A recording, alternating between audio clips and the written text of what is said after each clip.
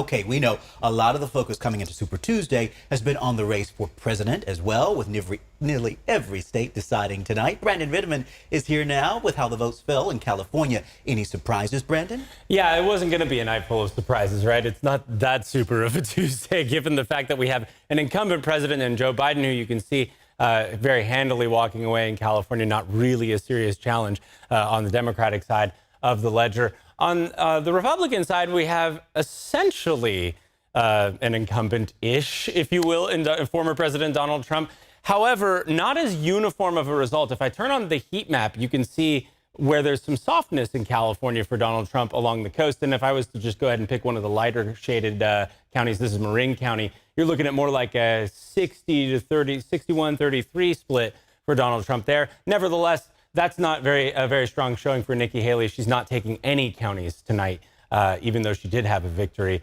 on the East Coast. If we take a look over at the Senate race, you can see that this kind of mirrors it. I'll turn the heat off here, but you can see that same coastal band that we were talking about there. This is where Adam Schiff has his base of support. A lot of rural California going the other way for Steve Garvey.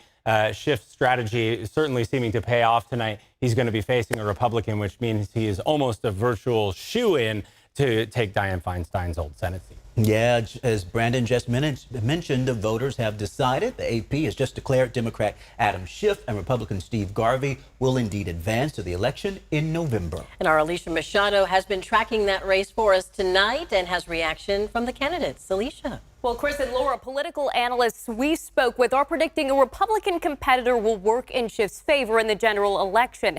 California is a blue state after all. But after AP and ABC News called the race, Steve Garvey addressing his supporters, saying he's ready to run the bases. Early totals showing the U.S. Senate race will be a showdown between Democrat Adam Schiff and Republican Steve Garvey. Both ABC News and the Associated Press projecting the two will battle it out in the November general election to fill the late Senator Dianne Feinstein's seat. It looks like we're going to the general, ladies and gentlemen. Schiff, a Democrat, has served 12 terms in the House of Representatives. He's a senior member of the House Judiciary Committee and is known for leading the first House impeachment inquiry into President Donald Trump. Schiff addressing his supporters Tuesday night after the race was called. You helped us build the biggest grassroots campaign for Senate in California history. A protest happening shortly after, appearing to be in response to the conflict in Gaza.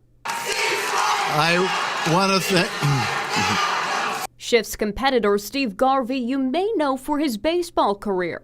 What you are all feeling tonight is what it's like to hit a walk-off home run. The Republican says his campaign focuses on public safety, education, and quality of life issues.